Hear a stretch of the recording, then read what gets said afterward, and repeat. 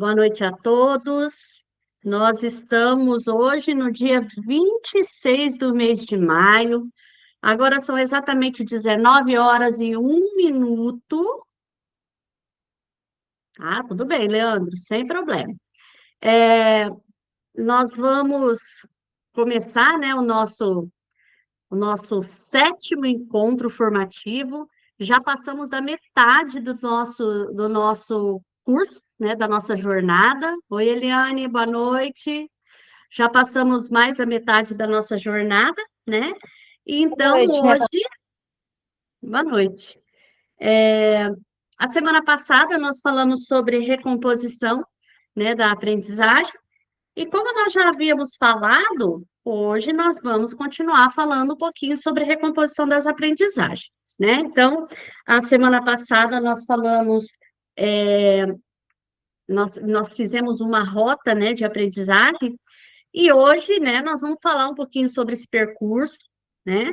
E nós vamos, é, falar também a respeito de como é que a gente chega nos dados que são avaliados, né? Como é que a gente chega? Oi, Isolina. Como é que a gente chega nesses dados? Oi. Boa noite.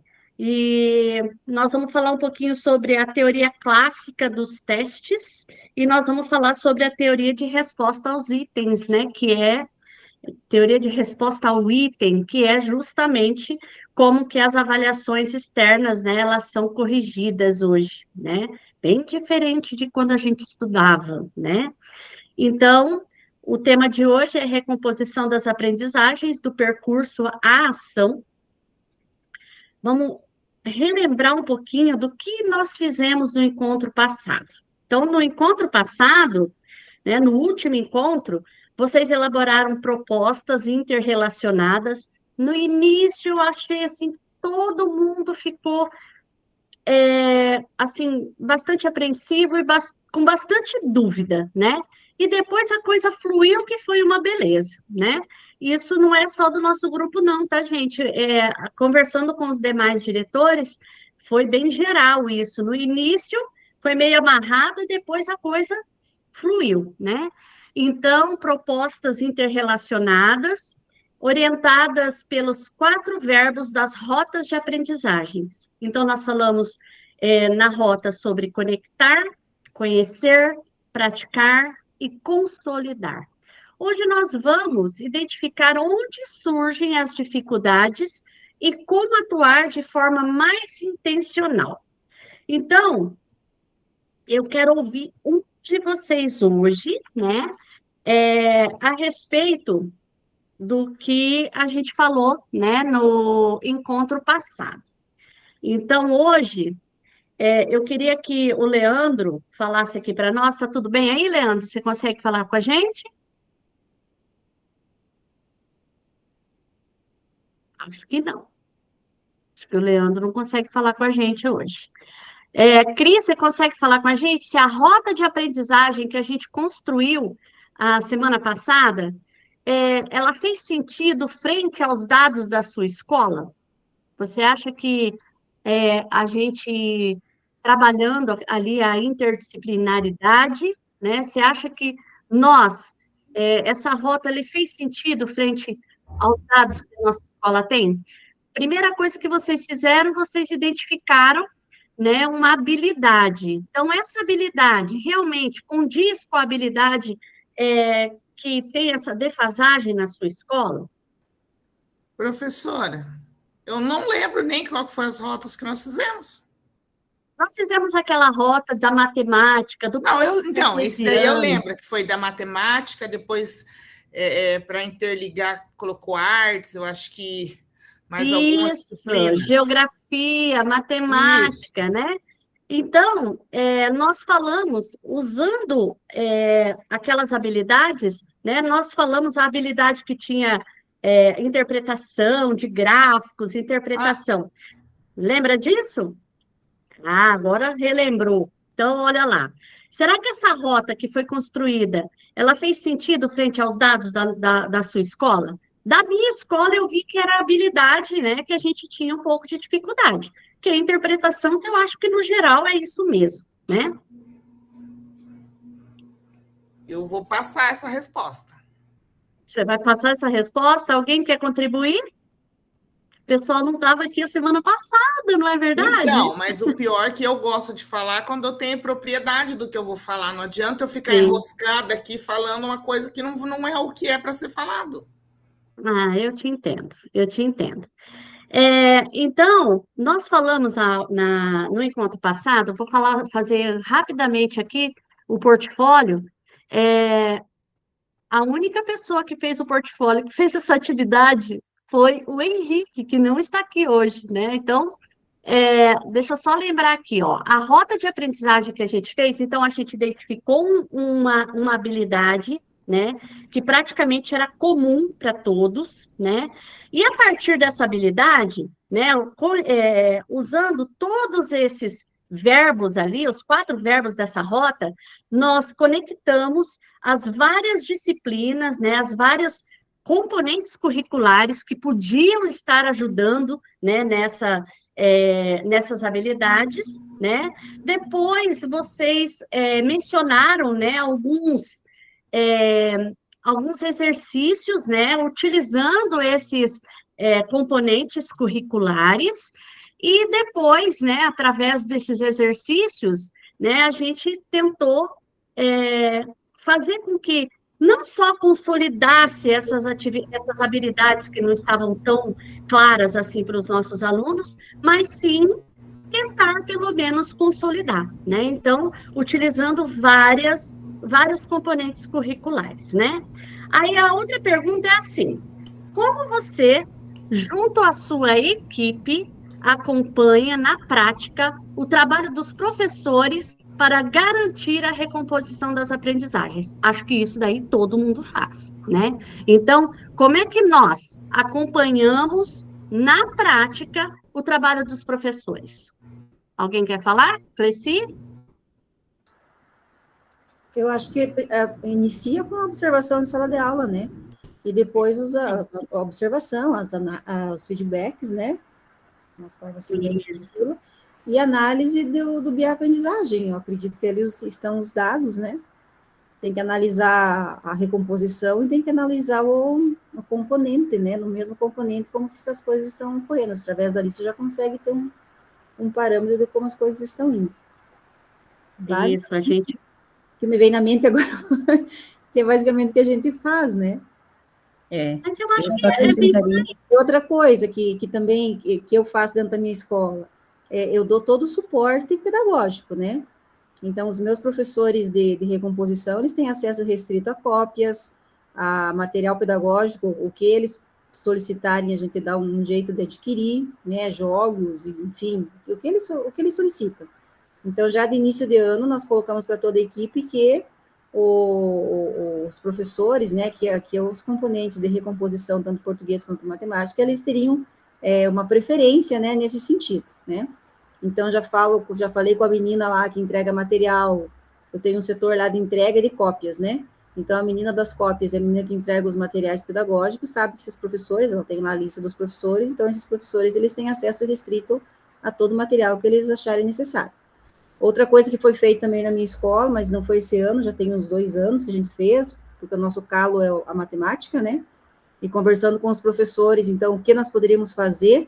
Eles solicitaram o laboratório de matemática. Então, isso já tem uns 2 ou 3 anos que nós fizemos o laboratório de matemática. Então, lá, o material concreto que precisar de matemática, de fita métrica, sei lá, tudo que balança, enfim, né?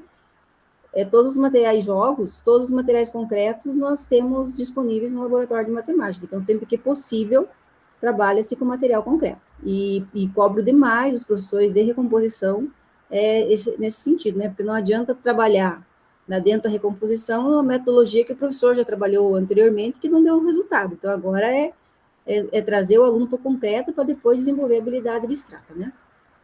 Ai, ótimo, ótimo. É a matemática no concreto, né? Porque tem gente que fala assim, eu não aprendo matemática porque eu não vejo isso, eu não vejo aquilo. Mas, com um laboratório desse, a criança, com toda certeza, né? Ela tá ali pegando, ela tá ali vendo realmente a coisa acontecer, né?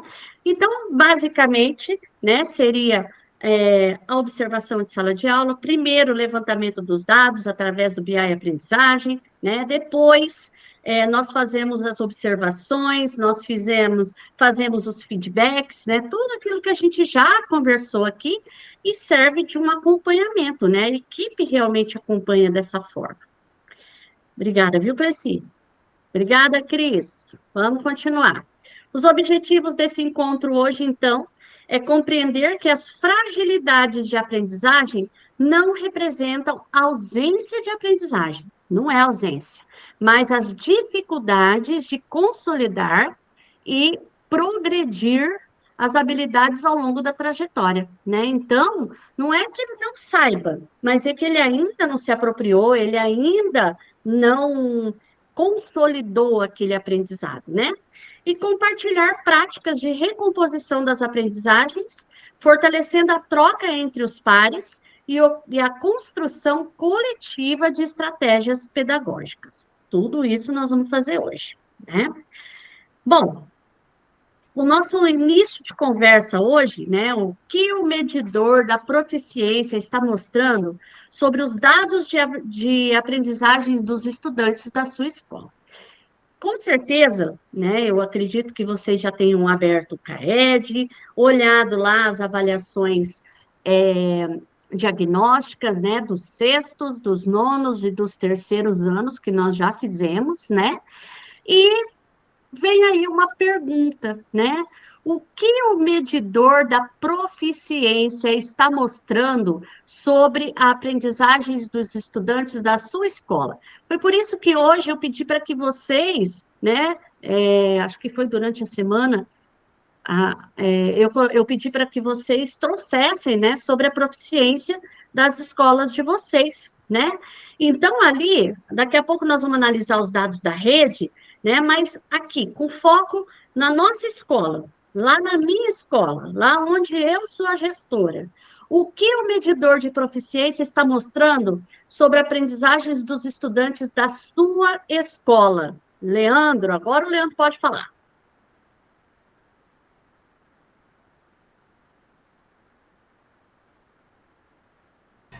Boa noite. Tive um probleminha, tive que reiniciar o computador. Sem problema, gente.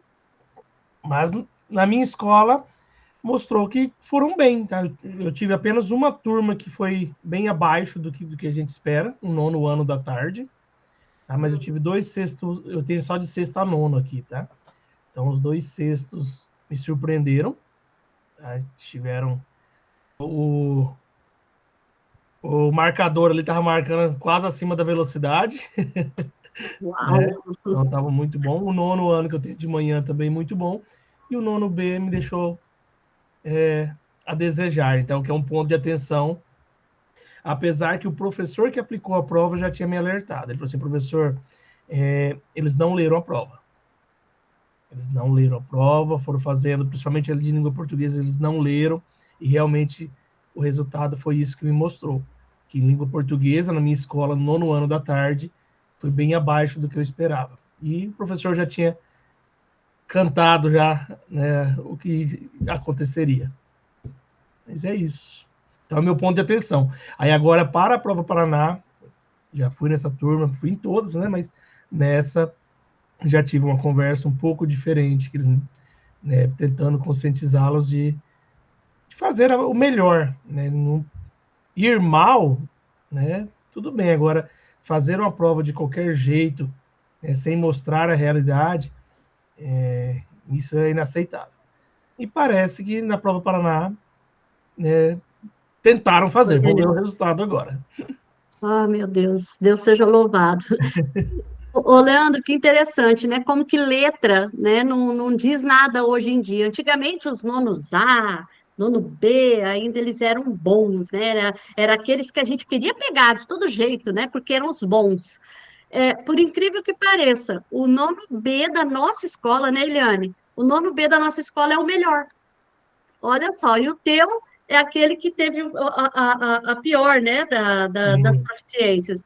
E o nosso nono B foi o melhor. Nossa, tá vendo que a diferença, né, as letras não dizem nada hoje em dia, e algum tempo atrás dizia tudo, né? Nono A, todo mundo queria pegar. Hoje nós temos lá na nossa escola, que também é ensino fundamental, só sexto ao nono, nós temos um 7A lá que Deus nos ajuda, né, Eliane? Nós Professora, temos um 8A, que é complicado. Pode falar. e assim, não, o mesmo aplicador que eu coloquei de manhã, eu coloquei à tarde. Ah, então não é para falar, o aplicador que teve uma prova de manhã teve né, um outro comportamento, uma outra postura. Não, então, nos sextos eu deixei o mesmo aplicador, no nono o mesmo aplicador, então, assim, quem aplicou no sexto, aplicou de manhã e aplicou à tarde. Quem aplicou no nono, aplicou de manhã e aplicou à tarde. Então, não é para falar que teve, de repente, alguma diferença de postura, um professor diferente, né? Então, e era um professor de recomposição, inclusive, que estava nas turmas. Inclusive, eles pedem, né, para a gente escolher mesmo o professor, né, aquele que, sei lá, tem um domínio melhor, né, e de repente segura melhor a turma, aquele professor que é mais atencioso, né, então tem tudo isso, né, e já que foi o mesmo, né, não teve muita alteração, então, no caso, quer dizer, teve alteração, né, a turma mesmo. Bom, nós vamos agora analisar o que esses dados eles mostram, né? Então, nós temos ali, ó, prova Paraná, quer dizer, Paraná Recomposição, né? Recomposição de aprendizagem e avaliação diagnóstica do sexto ano do ensino fundamental de língua portuguesa, esse é da rede, tá? Da rede estadual. Então, nós temos aí uma proficiência média, né? Então, significa que a defasagem deles ali, no caso, está em 16%. Peraí, que eu tenho que olhar no outro, peraí. 16%. No aprendizagem intermediário, 30%. E no aprendizado adequado, aí, aprendizado adequado, 55%, né? Então, isso daí a gente está vendo no geral, né? Então, é a rede toda, né? Não é específico da nossa escola, né? Então, por exemplo, da nossa escola, o nosso sexto ano, ele foi para 74, né? Então, 72 e 74, não estou lembrada direito. Você lembra aí, Eliane? Não, você não pegou o dado? Então, se eu não me engano, é 74, se eu não me engano, né? Já os nossos nonos anos, né? A gente consegue ver série por série, né? Então, foi ali que a gente viu, Leandro, que o nosso nono B era complicadinho. Depois nós vimos ali, ó, o sexto ano de matemática, proficiência diminuiu um pouco, né? Então, a defasagem, 26% de defasagem, nós temos 26% de intermediário e o adequado, 48%. Depois, nós temos os nonos anos. Olha os nonos anos. Crítico, né? Os nonos anos de língua portuguesa na rede. Então, nós temos uma proficiência média. Então, ali, ó, em defasagem, 47%. Grande a defasagem. Aprendizado intermediário, 37%, e o adequado, 16%. Diferente do de vocês? O nosso de língua portuguesa tá melhor do que o de matemática, né? Como a Cleci disse, é o nosso calcanhar de Aquiles ali, é o bendito da matemática, né? E, por último ali, deixa eu ver se é por último, não. Não é o último ainda. Nós temos o nono ano de matemática, depois nós temos os terceiros, né? Os nonos anos, só um momentinho, Leandro. Os nonos anos de matemática na rede, então, nós temos a defasagem de 70%, intermediário 20% e adequado 10%, socorro, né? E os terceiros anos de língua portuguesa, 50% de defasagem, Jesus amado, 27% de intermediário e o adequado 24%.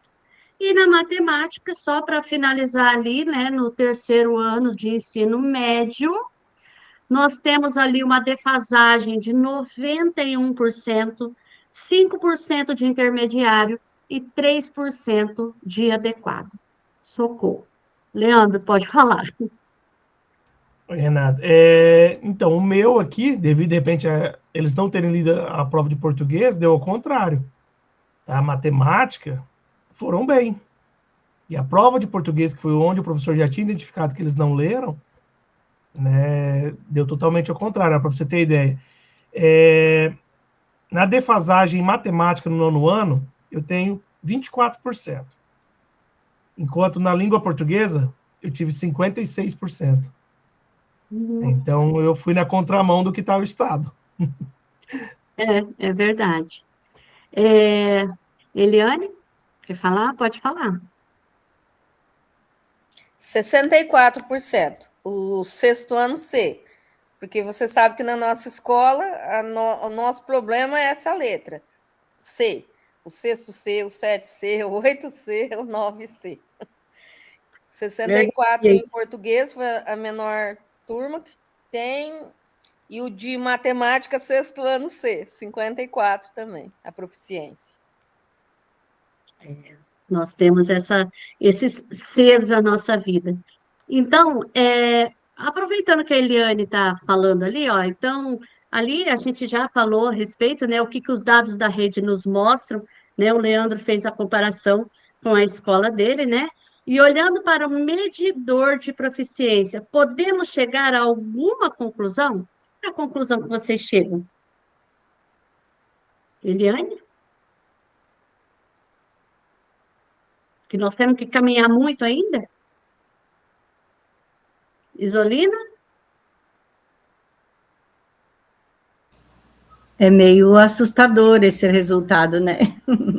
Tem muita caminhada pela frente, né? Nós temos que tirar o pé do chão, né, gente? Por isso que a gente pega tanto em recomposição, né? Porque Isso é a pelos nossos importância dados, desse componente hoje, né? A importância da recomposição, eu vejo que é fundamental para as nossas escolas, porque aqui é o resultado disso, né? Da pandemia, da falta de interesse deles depois de um tempo de estudo, tudo isso. Complicado, né? é assustador o terceiro ano. Gente, o terceiro ano do ensino médio é assustador, né? É, e a gente pensa assim, nossa, eles já vão fazer o vestibular, eles né? Eles já estão passando por testes, né, anuais, no caso, né? Esses PSS, esses PAS que existem, né? Então, eles já estão em plenos testes para a vida, né? Então, deixa a gente muito preocupado. Eliane? Lembra, né, que matemática vai precisar de um trabalho árduo. E aí são vários fatores, né? Não é um único, né? A situação que envolve a matemática, o preconceito que se tem com a matemática, que é disciplina difícil, e os problemas pontuais que nós temos com os docentes de matemática. Então, assim, muito trabalho pela frente. Muito. Cris? Então, Renata, é isso mesmo, é o desinteresse. Então, assim, é complicado porque a gente vê que os adolescentes hoje, mesmo os que estão no terceiro ano, não tem, a maioria não tem perspectiva de futuro, não tem estudo em casa, não. Ali, nós, né, que estamos na frente da gestão, equipe pedagógica, a gente fica o dia inteiro em cima daquele estudante, mas e a hora que ele chega em casa? Que ninguém olha um caderno, ninguém pergunta, ninguém quer saber se tem a nota, não quer nem saber, sequer sabe se o aluno foi realmente para a escola. Então, a responsabilidade está muito grande em cima da escola, ali da equipe gestora e pedagógica, e a família mesmo não. Porque o que eu vejo, eu tenho filha com TDAH que estuda no colégio da Polícia Militar. E ela estuda, elas estudam todos os dias, tem que chegar em casa e estudar. Lá não tem essa dela chegar em casa e não ter tarefa, não ter que estudar para a prova, tem que estudar todos os dias da vida delas, elas têm que estudar. E esses outros adolescentes aí, quem cobra? Quem estuda? Quem que fala que tem que pegar um caderno? Ninguém. Então, ali fica aquele sofrimento de professor em sala de aula, tentando convencer o estudante que ele tem que estudar, diretor e equipe pedagógica atrás de busca ativa, colocar o aluno dentro da escola, e a família? Quem está trabalhando a família?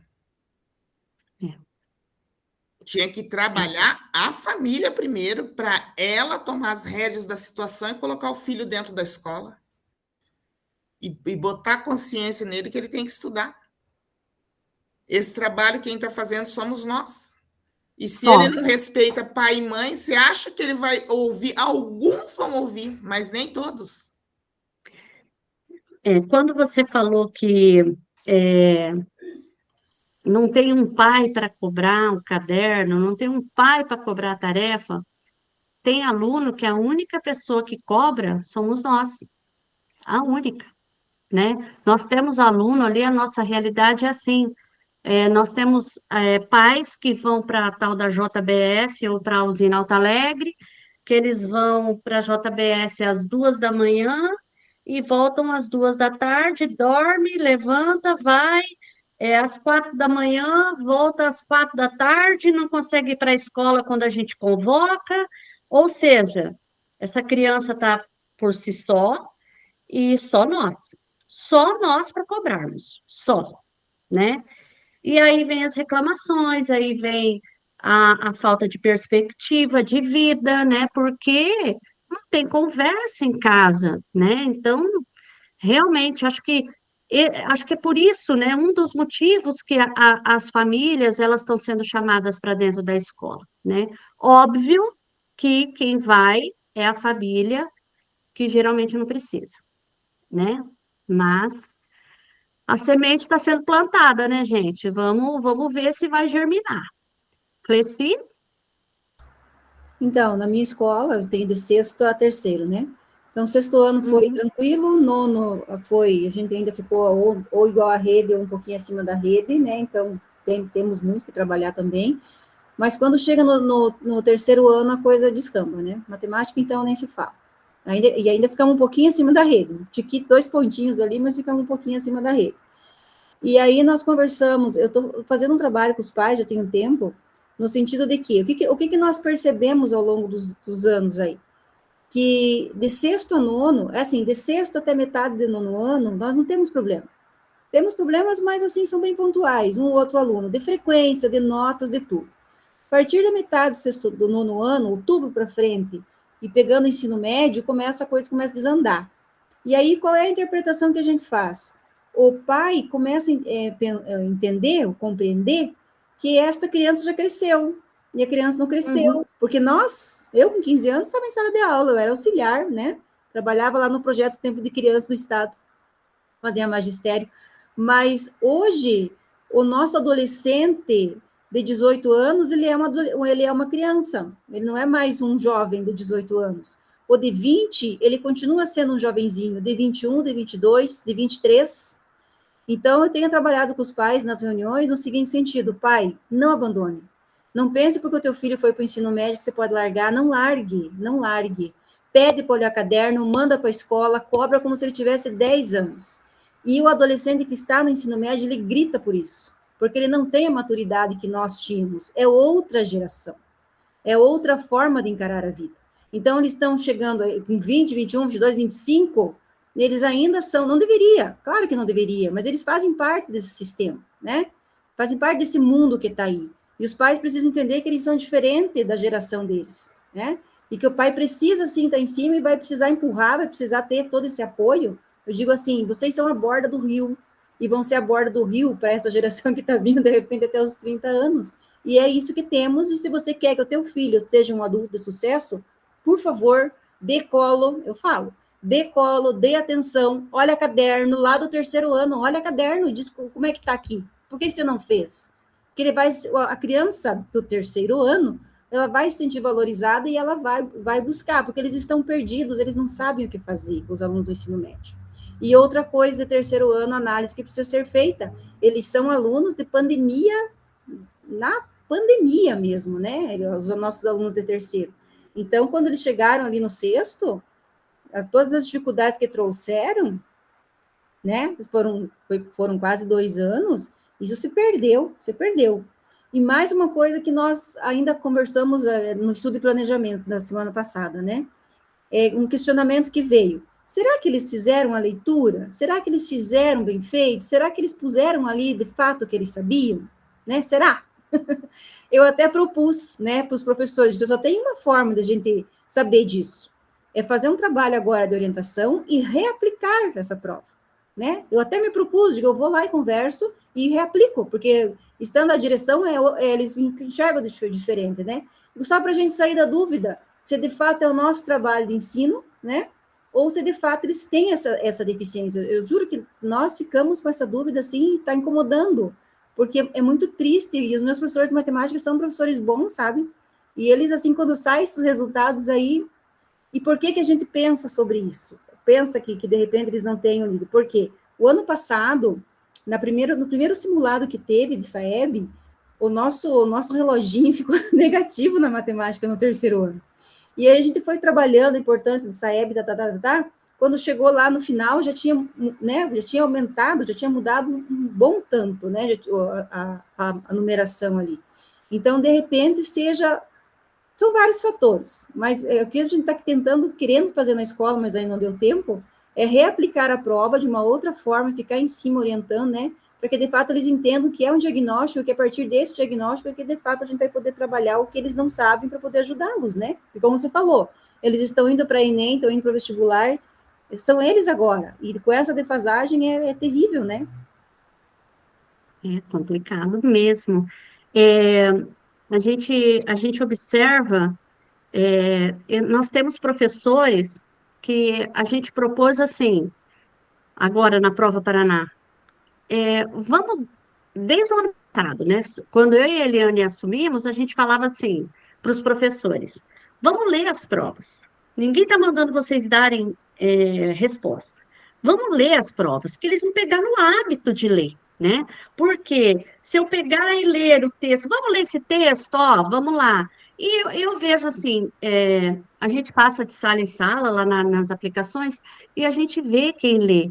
Inclusive, o nosso nono B, que a gente, que a gente vê que assim, é nítido como que eles vão melhor, eles pegaram o jeito da professora que lê. Então, nós temos uma professora de língua portuguesa, ela chama Soraya, ela lê a prova para os alunos. Então, é interessante porque eles aprenderam a ler. Então, é diferente do outro lá que entrega a prova e vai mexer no celular. Essa professora, ela tem um diferencial, assim, que eu fico passada, né? Porque eu falo assim, nossa, que legal. Ela lê e os alunos, tanto é que eles são os últimos a entregar, por quê? Porque eles leem, né? Mas eu vejo assim, essa professora, tanto é que a gente deixa ela nessa turma sempre, porque ela pede, né, às vezes, me deixa nessa turma, porque eles sabem o jeito que eu gosto, né, então a gente está deixando, e isso daí eu queria que todos fizessem, né, vamos fazer a leitura, né, ninguém está mandando vocês falarem resposta, mas vamos fazer a leitura para eles pegarem o hábito de ler, né, então é sempre isso que a gente fala, né, Eliane? Eu já acompanhei, é tão bonitinho, porque para não cansar a professora, as meninas, né, que são, nesse nono B, as meninas são 100%, são todas dedicadas, elas vão lendo a prova. É tão bonitinho de ver, uma lê, vamos supor, ciências, e elas e eles vão fazendo pausa. Leu a questão 1, uma pausa para responder. Aí todo mundo. É muito bonitinho. Eles são assim mesmo. Então, acho que isso é importante, né? Bom, nós sabemos que esses alunos, eles são avaliados de uma forma muito diferente do jeito que nós éramos avaliados, ou até bem pouco tempo atrás nós avaliávamos, né? Que é justamente a teoria clássica dos testes, né? Que é aquela teoria assim, quanto mais você acerta, melhor você foi, pronto, acabou. Hoje em dia, nós temos uma outra forma de correção. E as avaliações, né, do CAED, as avaliações diagnósticas, avaliações hoje em dia, elas são corrigidas da seguinte forma: teoria de resposta ao item. Todo mundo sabe o que é isso? Sabe? Bom, a teoria clássica dos testes, a gente acabou de falar, né? Que você dá um teste lá e você conta quantos que eles acertaram, né?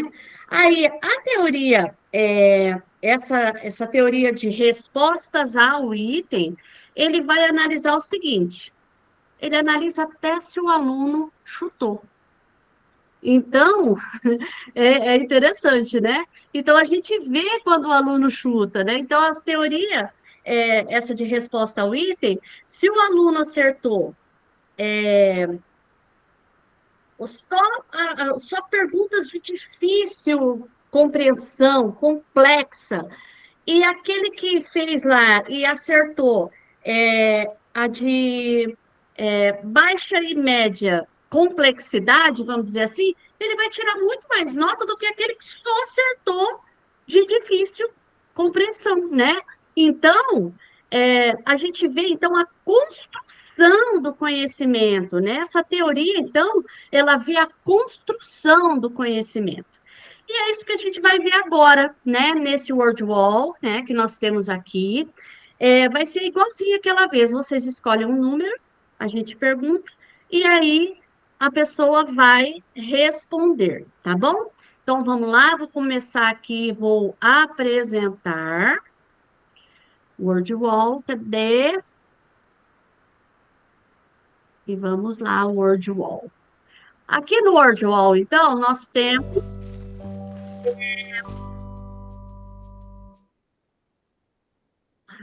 número 1. Vamos lá, então. Eu vou pedir agora para Cleci. Cleci, a teoria de resposta ao item permite análise mais detalhadas sobre o desempenho dos estudantes do que a teoria de testes lá que a gente conta? É verdadeiro? Eu acho que é verdadeiro, né? Isso, é verdade. Por Para quê? responder, eu vou explicar. Pode falar. Porque na teoria da resposta ao item, ele coloca lá duas questões com a mesma habilidade, e né, mas com uma pergunta mais difícil. Então, se ele acertar mais difícil e errar dentro da mesma habilidade uma fácil, significa que ele chutou. Né? Então, você consegue medir direitinho ali o nível de aprendizagem do aluno. Eu acredito que permite análises mais detalhadas, sim. Penso, né? Então, vamos ver. Verdadeiro. Segunda, Isolina. Nessa teoria clássica dos testes, o mais importante é...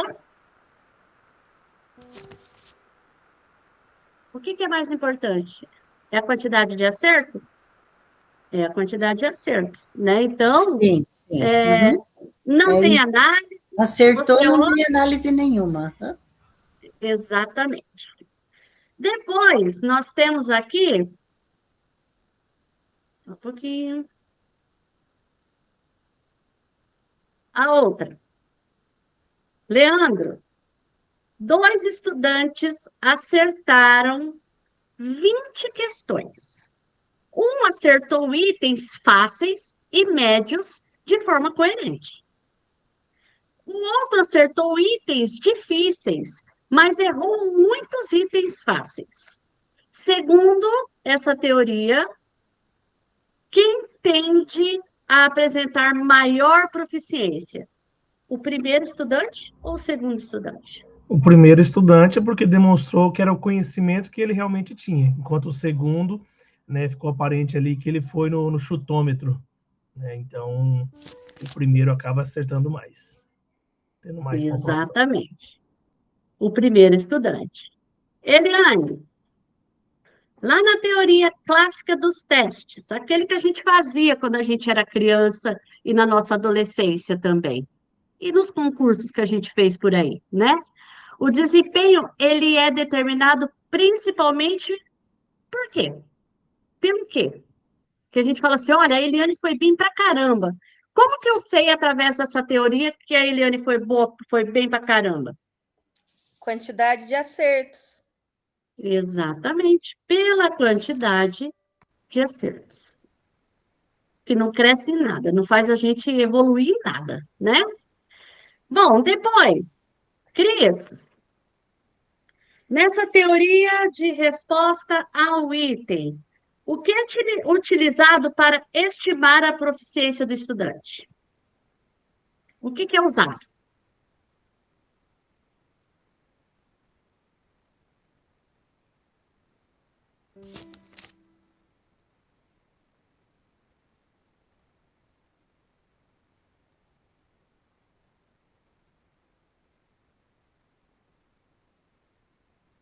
Você está sem microfone.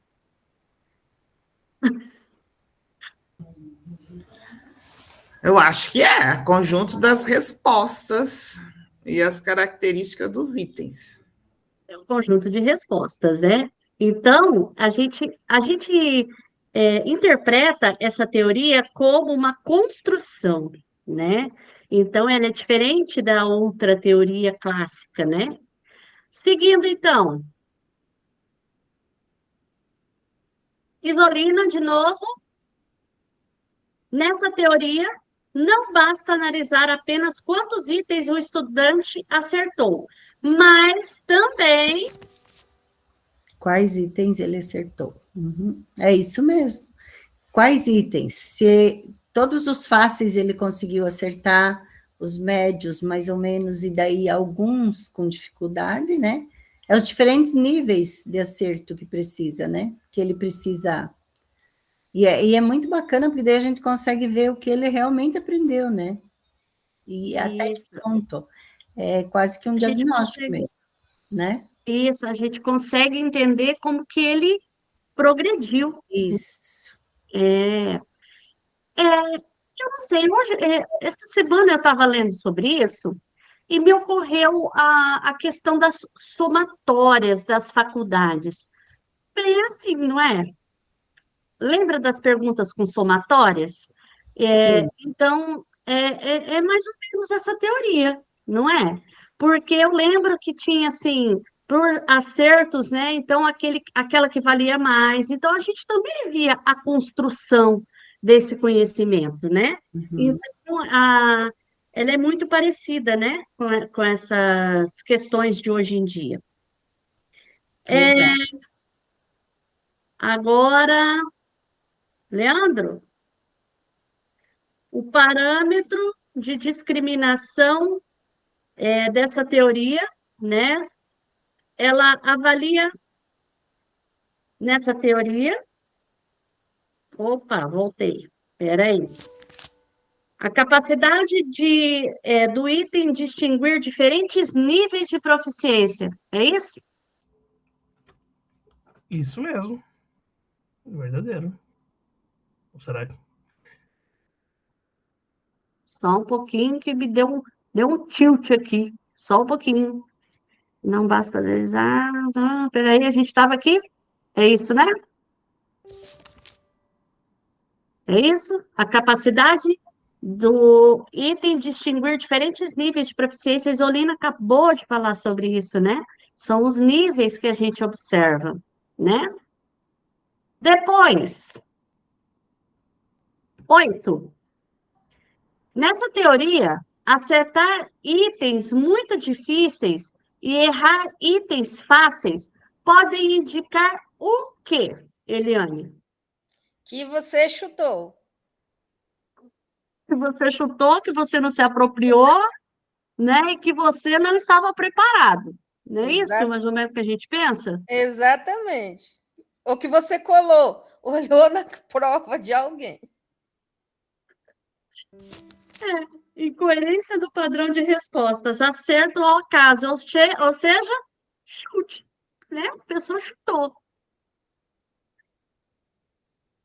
Vamos lá, então. Que um estudante, Cleci, pode ter vários acertos e mesmo assim apresentar baixa proficiência nessa teoria de resposta ao item?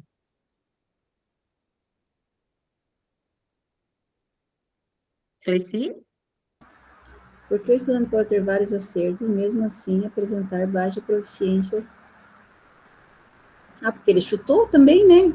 Ele pode ter vários acertos, mas se ele chutou nas difíceis e errou as fáceis, ele vai ter baixa proficiência. Será? Exatamente. E os alunos, eles entendem isso facilmente, gente? Eles entendem essa forma de correção? Não, né? Às vezes nem o professor entende, né? Porque a gente é tão mecânico às vezes, e a gente às vezes não entende, né? Eu vejo lá que tem alguns professores que eles falam assim, ai, mas ele acertou tanto, mas a proficiência dele não é boa, né? Ou seja, como que foi construído isso, né? Então, é dessa forma, né? Então, vamos virar aqui. Essa teoria, ela analisa o padrão de respostas e os itens acertados. Depois, por último, e não menos importante, Isolina. Nessa teoria, dois estudantes com a mesma quantidade de acertos podem ter proficiências diferentes. Isso é verdadeiro ou é falso? É verdadeiro. Por quê? Mesmo quantidade de acertos, mas eles podem ter acertado, por exemplo, as questões difíceis e não as fáceis, aí subentende-se que ele chutou, como disse a Eliane, né? Então, ali não dizia se eram as mesmas questões, né? Então, podem ser Não falava. 5 acertos, mas um acertou só as fáceis e outro só as difíceis. Então, entende-se que o que acertou as fáceis realmente leu, interpretou e respondeu, e o outro chutou. Isso? É isso mesmo. Peraí, então. Acertamos tudo, nossa proficiência está excelente. Né? Aqui não dá para chutar, né? Ai. Vamos lá. Deixa eu voltar ali a minha tela. Bom, então nós testamos os nossos conhecimentos, né?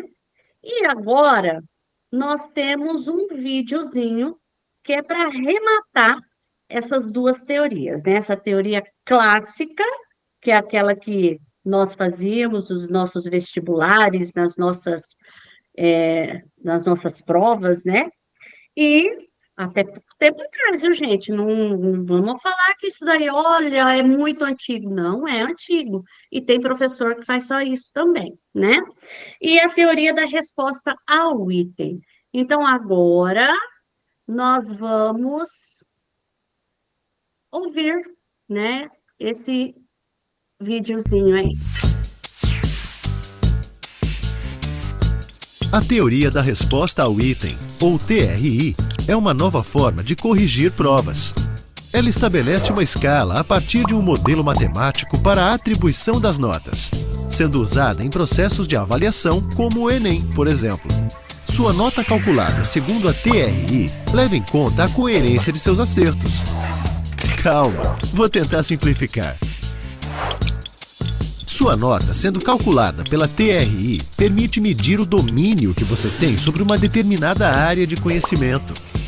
Depois da prova, suas respostas vão para um programa de computador que posiciona as questões e os participantes em uma mesma escala. Como? As questões são posicionadas segundo seu grau de dificuldade e os participantes segundo seu grau de proficiência. Para esse posicionamento, o programa avalia cada candidato segundo a coerência de seus acertos. Isso quer dizer que se você acertou uma questão difícil, mas errou as questões mais fáceis, sua questão difícil passa a valer menos, já que você não apresentou coerência nos seus acertos. A TRI, além de avaliar a proficiência dos participantes, permite comparar seu desempenho em provas de anos diferentes. Esse é um dos trunfos da TRI, permitir o acompanhamento do processo de aquisição de conhecimento em uma determinada área. Essas qualidades fazem da TRI um método cada vez mais empregado em certificações e avaliações de grande escala, como o Enem, TOEFL, IELTS, SAT. Para mais detalhes, basta acessar o guia de provas no link.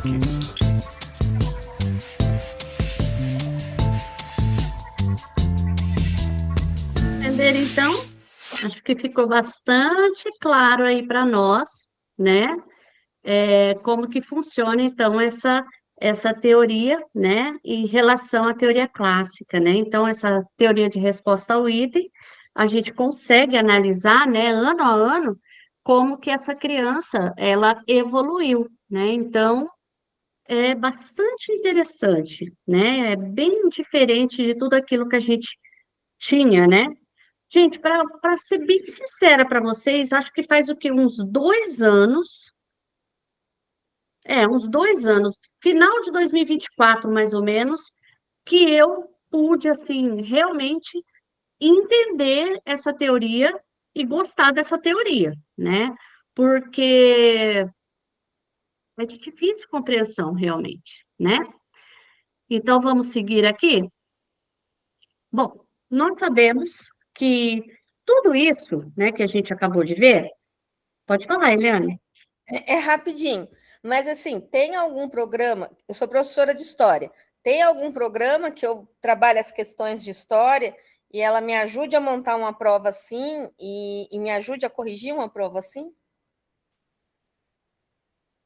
Eliane, inteligência artificial. Eu fiz isso outro dia. Eu fiz isso, quer ver quando que eu fiz? Foi lá para março, mais ou menos, que eu estava lendo a respeito das provas e apareceu o TRI.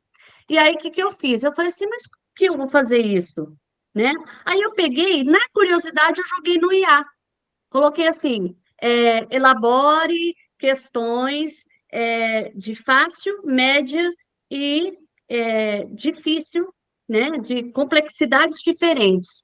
E ela te faz isso, tá? A IA faz. Então, é bem interessante. Aí você vai aperfeiçoando, né? Então, tem isso também. É bem interessante. Vocês já fizeram, pessoal? Não? Mas pode tentar que é fácil, tá? Não é difícil, não. Bom, nós sabemos que tudo isso, né? Todos os dados que a gente levanta, tudo isso, nós vimos, né? Inclusive aí no estudo e planejamento da semana passada, a respeito do RCO, né? O RCO, ele vai nos ajudar, né? Ele vai dar muitas bases para a gente, justamente para o aluno ele ter essa progressão, vamos dizer assim, né? Então, olha lá, dos dados à prática. O papel das aulas do RCO. Será que o RCO ele está ali, ele é pronto, acabado, ele é diferente do nosso planejamento? Eu posso ir para a sala de aula só munido do RCO? Né? A gente vê que tem professor, inclusive, que faz cópia de RCO. Você chega na sala de aula, o professor está fazendo, fala para o aluno fazer cópia do RCO. Isso eu vejo, né?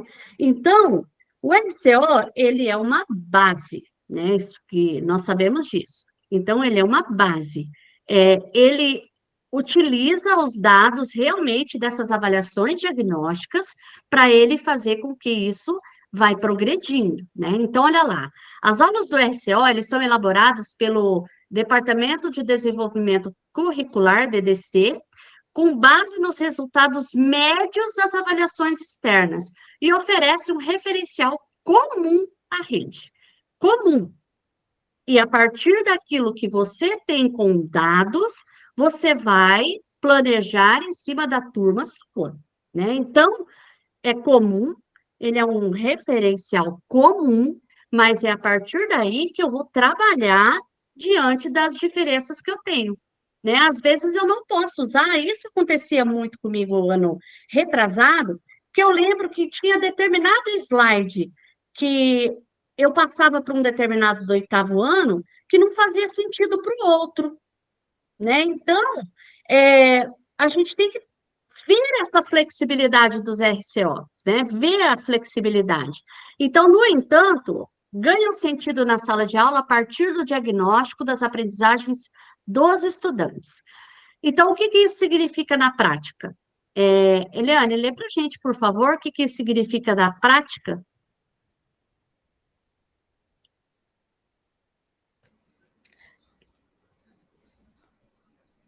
As aulas são ponto de partida, não um roteiro fechado.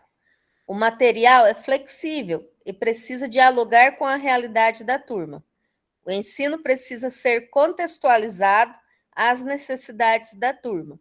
O uso de dados deve orientar decisões pedagógicas. Isso. Então, o RCO, ele é elaborado com base nessas avaliações diagnósticas, né? E a partir daí, a gente pode deixar esse conteúdo flexível de acordo com os dados que eu tenho levantados, né? O material pode ser comum à rede, mas as estratégias precisam responder à realidade de cada escola, né? Então, não usar isso daí como...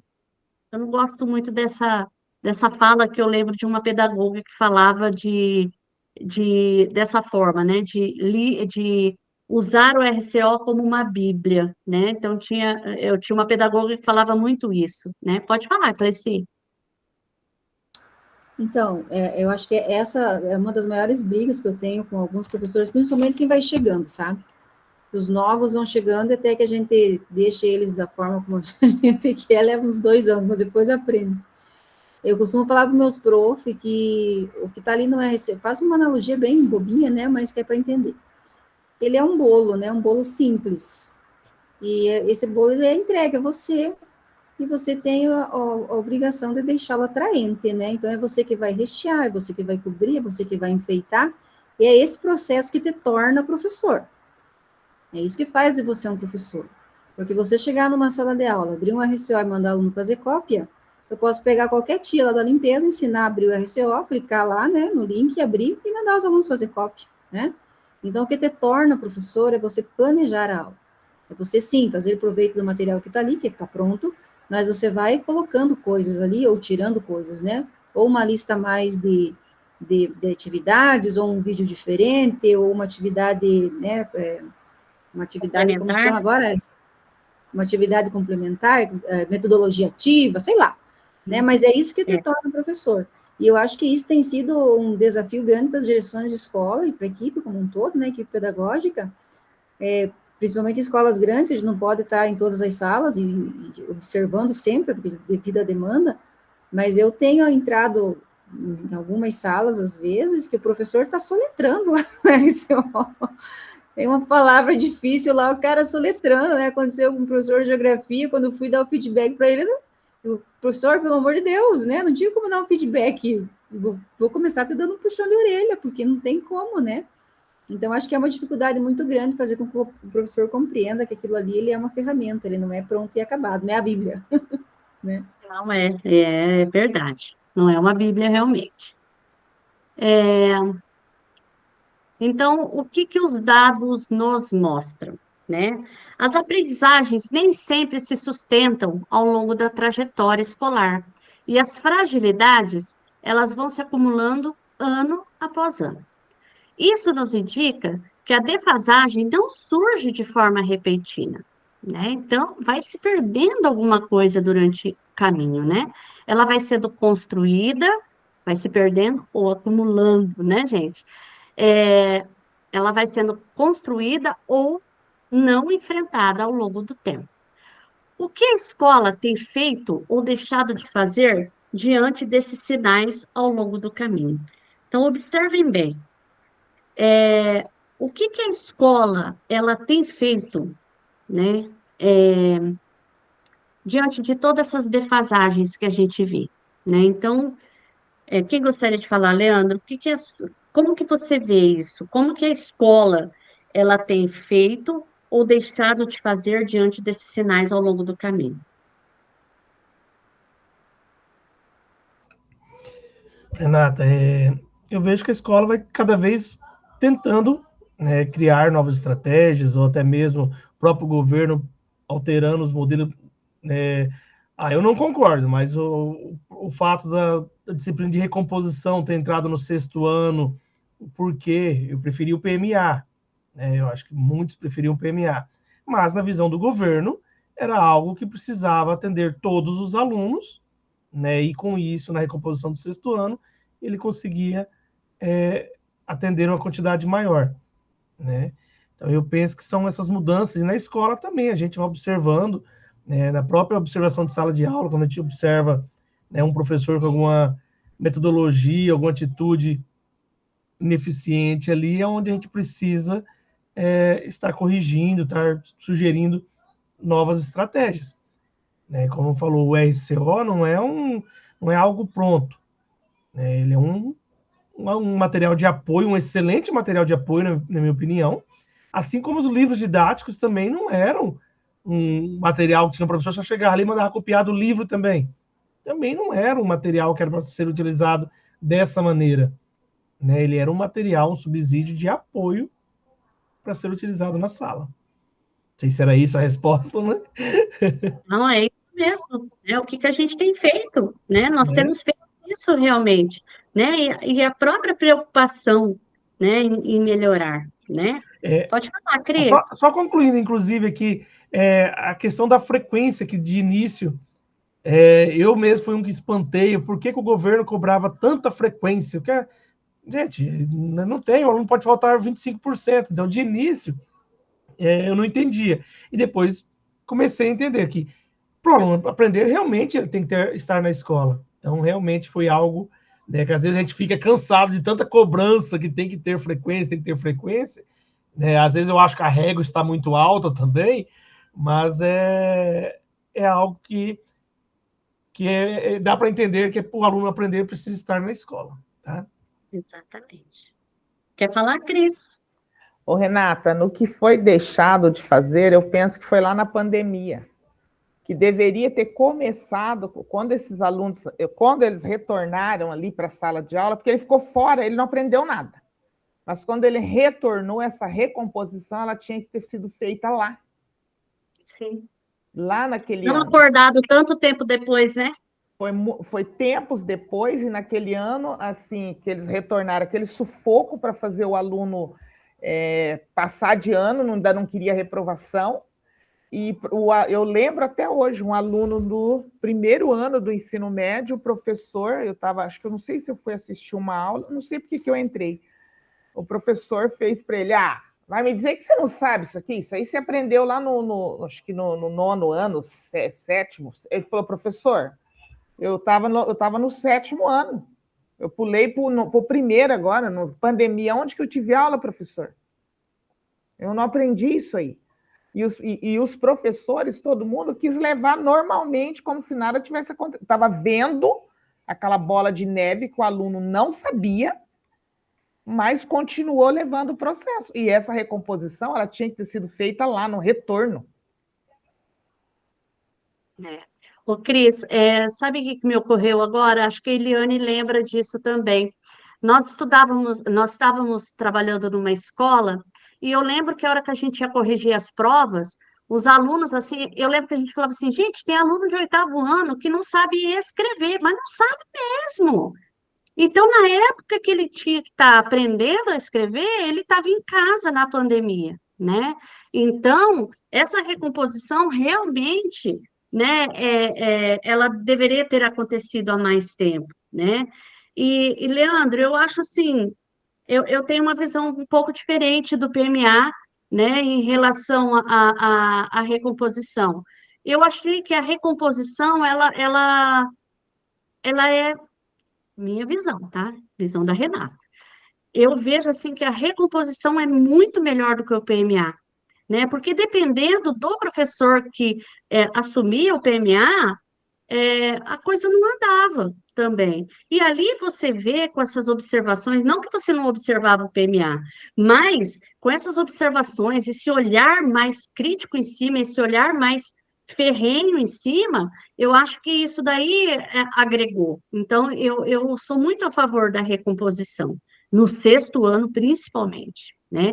Porque o 6º ano, eles estavam o quê? Eles estavam sendo alfabetizados na pandemia, né? Então, gente, a lacuna está ali, né? Então, eu vejo dessa forma, né? Então, você me desculpa, Leandro, eu coloquei o que eu penso, mas eu sei que é diferente, cada um pensa de uma forma, tá bom? Então, vamos seguir aqui. Nós temos agora o primeiro diretor em ação, que lembra daquela colinha que eu mandei para vocês? Que, antes da gente buscar soluções fora, nós vamos olhar para dentro da nossa escola. Que ações implementadas em sua escola contribuíram para os avanços na recomposição das aprendizagens? Então, nós temos aí, cada um de vocês vai falar agora de uma forma rápida. Eu vou marcar aqui 2 minutinhos para cada um de vocês. Vocês vão responder isso daqui, ó, sobre a recomposição. Que ações implementadas em sua escola contribuíram para os avanços na recomposição das aprendizagens? A Cleci estava falando algumas coisas, até quase que eu dei uma cortada na Cleci, falei, Cleci, você vai falar isso depois, né? Então, ó, cada um de vocês deverá apresentar ação. O que foi feito de forma diferente? Então, de repente, com o feedback que você deu melhor, foi uma observação que você fez. Olha, eu estava falando com a Eliane isso hoje na hora do recreio. O nosso sexto C, que é o sexto C, que a gente fala de C, que é os nossos monstrinhos da escola, mas o sexto C, a gente está vendo assim, a porcentagem de frequência dele está sensacional, de tanto que nós pegamos em cima.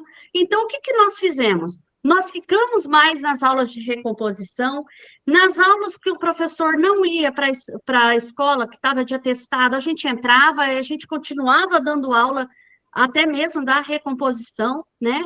Então, a gente fez coisas diferentes, foram ações que melhoraram e a gente viu que deu resultado.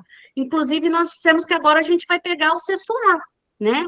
Porque o sexto C a gente conseguiu colocar mais ou menos ele mesmo, meio que no trilho, né? E aí vem o sexto A, que agora também a gente vai pegar na recomposição, né? Então, o que foi feito de forma diferente na nossa escola? Intencionalidade. O que orientou essa ação, né? No caso, as suas observações serem feitas na recomposição de língua portuguesa, né? Que o Leandro falou que na escola dele veio em contramão, né, a rede. Então, o que você fez em virtude disso, né? Vendo dessa forma, o que te orientou? Te orientou, geralmente, os dados que te orientam, né? Nada mais que isso. Resultados, que evidências mostraram que funcionou. E, por último, o que essa experiência ensina para outras escolas. Então, eu queria que vocês falassem, cada um de vocês, falasse a experiência que vocês estão fazendo, que vocês veem os professores de vocês fazerem na recomposição de aprendizagem. De repente, até mesmo aquela rota, né, que nós vimos no curso, na formação anterior, né, que nós fizemos ali a interdisciplinaridade, onde os professores, eles se conversam, né, e melhoram, né? Então, vamos começar pela Cleci. Eu vou começar aqui, ó, pelo que eu estou vendo, tá bom, gente? Vamos lá, Cleci, depois a Cris, depois a Eliane, depois a Isolina, depois o Leandro. Então, dentro daquelas que eu já falei anteriormente, né, mas agora eu estava lembrando aqui de uma situação que logo no início ali do ano, nós detectamos que tinha 4 ou 5 alunos de sexto ano completamente analfabetos, mas assim, mal sabendo escrever o nome, né? E daí, em conversa com as professoras de recomposição e com a pedagoga, o que vamos fazer? Então, nós, além do material que a gente já fornece, nós compramos a cartilha Caminho Suave. Eu amo Caminho Suave. Eu também, fui alfabetizada por ela. Fui alfabetizada com ela. E a gente já tinha feito isso em anos anteriores, mas daí foi de uma forma diferente, né? Então, agora tem o professor para fazer isso. Então, nós adquirimos a cartilha Caminho Suave para esses alunos, e eu sei que não pode, mas a gente fez, em conjunto ali, né, de comum acordo com todos. A professora, uma das professoras da recomposição, ela tem experiência em alfabetização, então, nesse primeiro TRI, nós tiramos da sala com a cartilha do Caminho Suave, colocamos num outro ambiente e ela foi alfabetizar. Mas iniciando com as vogais, era muito grave a situação. E agora, em conselho de classe, a gente já né, o resultado ali, como eu estava pedindo, né, a gente já entendeu, segundo as professoras, que eles já estão num caminho, então já estão iniciando o processo de leitura, né, alguns deles. Então, está dando resultado. Então, a intenção agora é voltar com eles e trabalhar, continua ali com a cartilha e tal, mas trabalhar, né, juntamente com o restante da turma. Mas, neste primeiro momento, se fez necessário.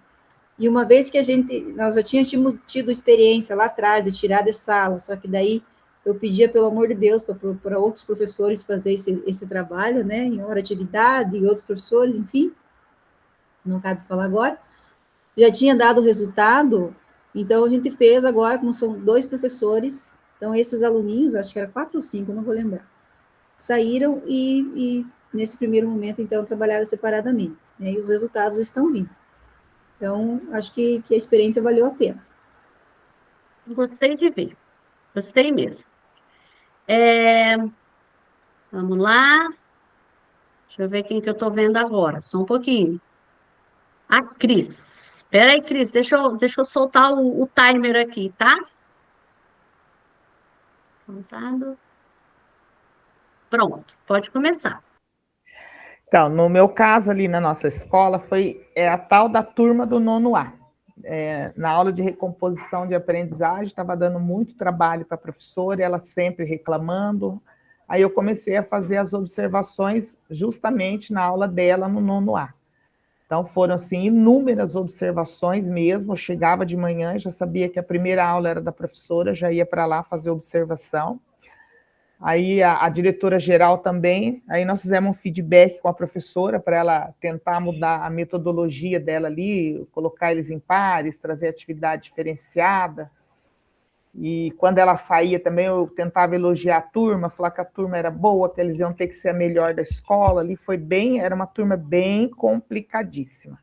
Então, foi na base da observação, feedback com a professora, muita conversa com os estudantes, né, que o conteúdo que a professora estava dando ali era para melhorar, era para eles aproveitarem, que eles iam utilizar ali nas outras disciplinas, né, que eles já estão no nono ano.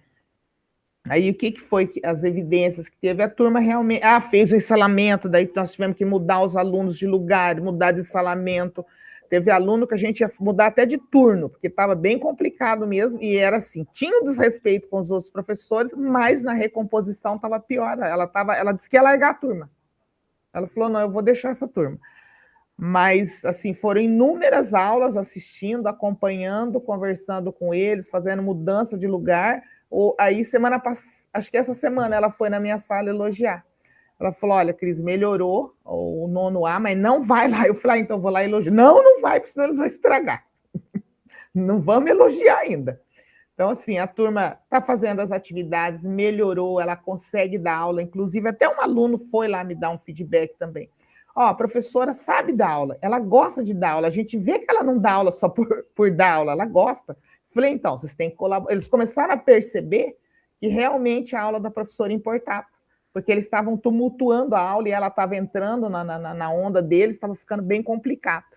A partir do momento que comecei a fazer observação, dando feedback, conversando com eles, fazendo um novo ensalamento, a turma se enquadrou e melhorou. Então, assim veio o resultado. Que bom. Eu acho que é bem por aí mesmo. É a gente tentar de todas as formas, né? Agora, meu Deus, embaralhou tudo, Eliane. Eu lembro Então, que o a Leandro era Renata o já último. adiantou um pouco do que eu ia falar, mas essa turma, né, do sexto ano C foi Renata, e houve a Cris, não vai elogiá-los, hein? Não vai lá elogiar.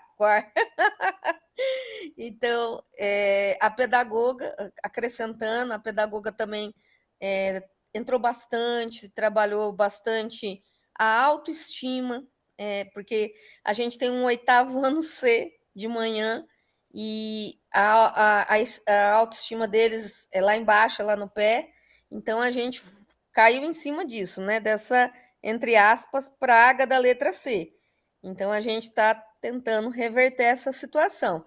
Resultado muito positivo, agora vamos pegar de empreita o sexto A e deixar para o terceiro trimestre o sexto B, que, entre aspas, é o que recebe mais elogio dos professores, desempenho, né, comportamento.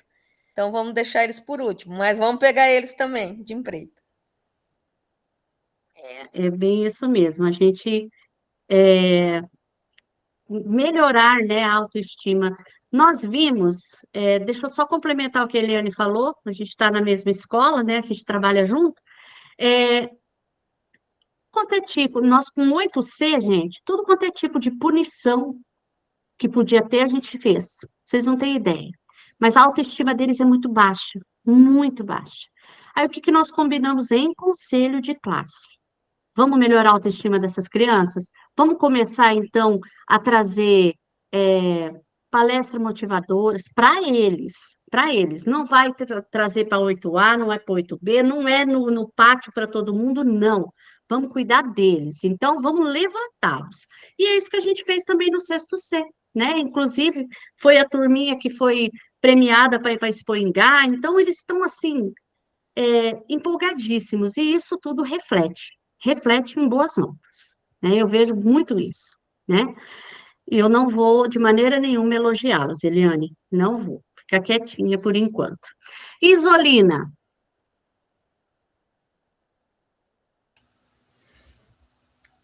O que que é para mim responder?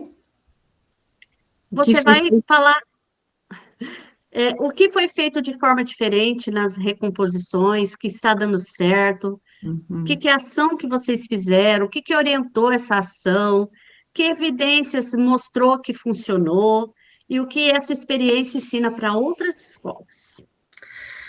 Olha, eu tenho um pouco de dificuldade, eu não tenho todos os professores, assim, bem capacitados, né, qualificados para recomposição. Então, a gente sente uma dificuldade muito grande, e matemática, né, é o X da questão. Aí, o que que a gente fez de diferente? A gente tentou colocar os 4 professores, né, no mesmo horário de hora-atividade, para eles planejar junto para os 9º anos. Aí, aqueles 2 professores que são bons, eles puxam os outros para fazer o planejamento.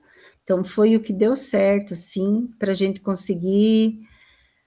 eu não sei se vocês têm dificuldade, mas eu tenho uma equipe ali que é muito PSS, né? Então, tem alguns professores que eles ainda não têm aquele jeitinho, não conseguem, a gente precisa ficar em cima, cuidando, observando a aula o tempo todo e dando atenção.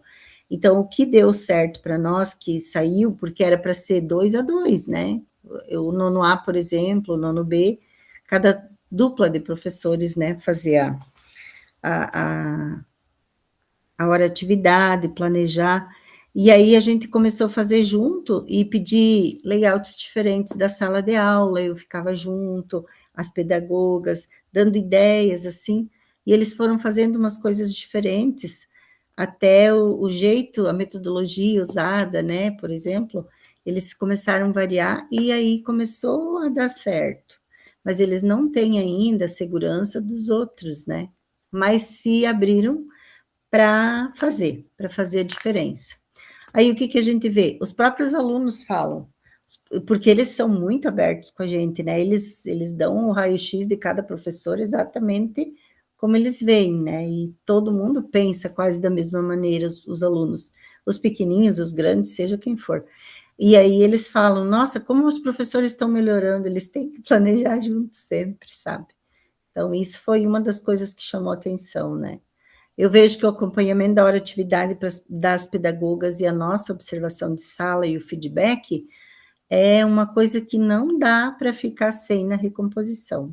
A gente deve assistir em outras aulas, sim, mas na recomposição, basicamente, né? Sem perder nunca o fio da meada deles, porque senão a gente não vai ter o progresso que a gente espera.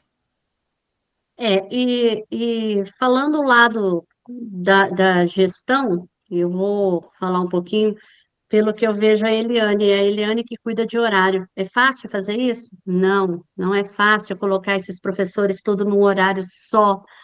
Não é fácil eles sentarem todos juntos para fazer, né, essa hora atividade. Então, é muito complicado, são desafios, né?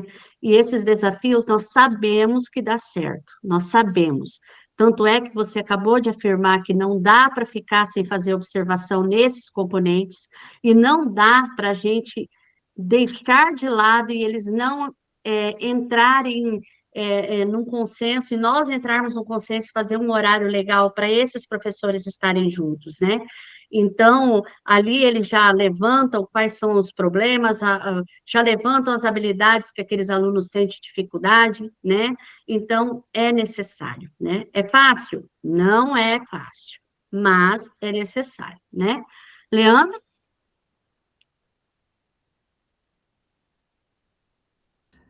Então, o meu aqui, Renata, uma boa ação que eu percebi foi um professor que eu tenho de matemática, um excelente professor. Inclusive, ele já era do município, mas ele sempre trabalhou a 20 quilômetros daqui da nossa cidade, sempre pegava em outra cidade, né, e por interesse mesmo, ele tinha as aulas aqui, mas ele pegava sempre em uma cidade chamada Marilena, onde ele gostava de trabalhar. E conseguimos trazer ele desde o ano passado para a nossa escola. Excelente profissional, e ele, inclusive, ele pegou a aula nos sextos anos, e ele quis fazer até mesmo formadores para trabalhar com esses alunos, e a implementação dele, ele inclusive escolheu o sexto B, uma turma que ele olhou que tinha um pouco mais de dificuldade para fazer a implementação. E na recomposição, ele trabalhando com... eu percebi que nas observações ali, trabalha bastante em grupos, em pares, muita gamificação. Toda semana ele está com os alunos no Matific, tá? Ele trabalha muito com o Matific, então ele elabora as questões e tem levado os alunos, então, para estar utilizando, inclusive na matemática, na disciplina de recomposição, na avaliação, eu só tive um descritor no vermelho. Tá? Então, todos os outros do sexto ano ou estavam no azul ou no amarelo. Tive apenas 5 no amarelo, o restante tudo azul. E eu falo que foi um trabalho que esse professor desempenhou. Tá? Eu tenho 2 sextos anos, tá? Então, nos 2 sextos anos que ele fez o trabalho, mostrou um resultado muito bom. Tá? O B, que ele achava que era a gente sempre percebeu que a turma que veio um pouco mais fraca, teve uma proficiência média de 79, né? Então, uma turma considerada fraca, enquanto o outro estava no 90. Então, eu acho que foi um bom trabalho que ele fez. Ele faz realmente em grupo, em dupla, está sempre inovando.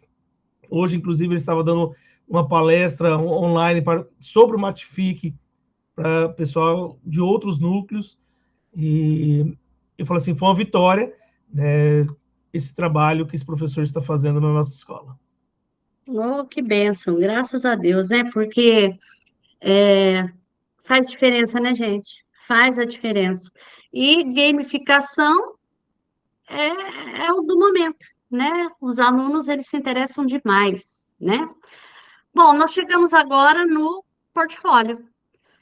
Aí eu queria que vocês abrissem o portfólio de vocês, né? Nessa referente ao encontro 7, tá? E o que que nós vamos fazer? Eu quero que vocês registrem agora, nós temos ainda alguns minutos, onde estão as maiores fragilidades de aprendizagem da sua escola, né? É na matemática, é na interpretação, em quê? Né? Quais são as maiores fragilidades de aprendizagem? Qual prática discutida hoje pode contribuir para enfrentar esse desafio? De tudo que a gente ouviu até agora, né? É a observação que é feita, são as horas atividades em conjunto, né? O que são feitas, né? É a gamificação. Então, o que pode enfrentar esse desafio? O que pode ajudar vocês? E que ação você pretende fortalecer a partir deste encontro? Então, são 3 questões para responderem agora. É no portfólio. Deixa eu pegar aqui o portfólio.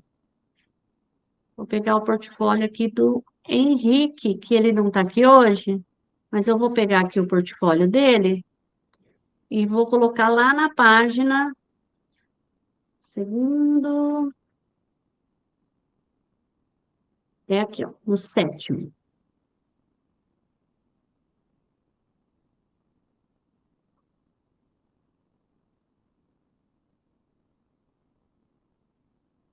Vocês vão responder aqui, ó. 7º encontro, aprendizagem e possibilidades de ação. Vocês vão responder essas 3 perguntinhas que estão ali, ó. Tá? Vamos responder agora? Isolina, depois nós temos que acertar a questão do teu portfólio, tá bom? Tá, Porque o seu portfólio aconteceu mesmo com a Márcia. Foi tirado o portfólio, e aí aham, parece que você adicionou, mas você adicionou um limpo, tá? vi, Aí você tem que adicionar. eu tenho ele, eu estava olhando agora, ele ficou salvo no meu Drive. Então, eu preciso. Então adiciona ele lá. É só atribuir ele de novo, Tá, uhum, tá tá bom, bom? então. Beleza. Uhum. Então vamos lá, vamos responder essas três questõezinhas. As questões. São essas três questões que eu acabei de colocar ali novamente. Mandei no WhatsApp de vocês, tá? E com certeza eu vou colocar ele lá no, no mural. Vou fazer aqui a chamada enquanto vocês fazem tudo.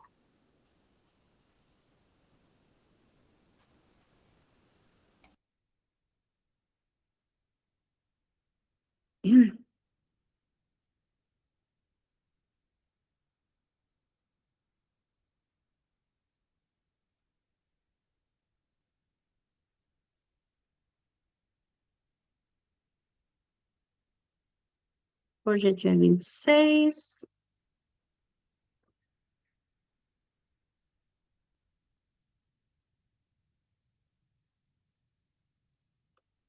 Esse Cristina Leão Henrique faltou.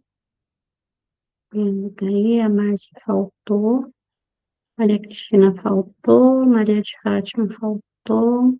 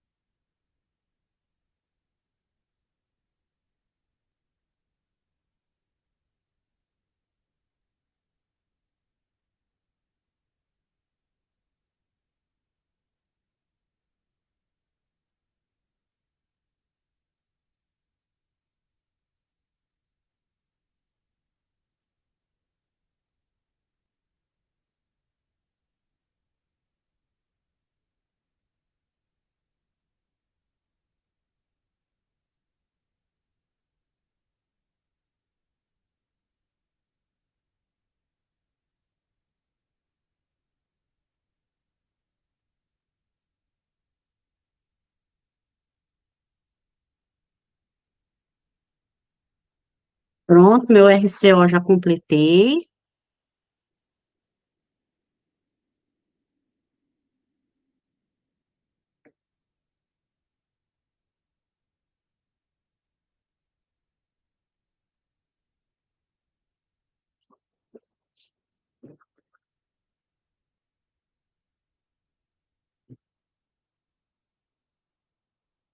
Peguei um monte de ideias hoje.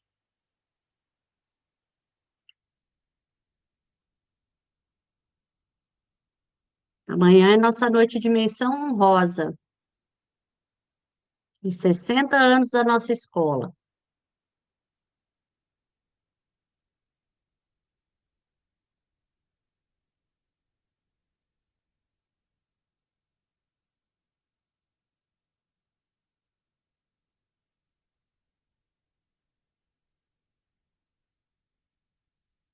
Só vou ler ali a frase final, tá bom? Aprender não é um ato individual, precisa dos outros. A autoeducação é importante, mas não chega. O que sabemos depende em grande parte do que os outros sabem. É na relação e na interdependência que se constrói a educação. Antônio Novoa.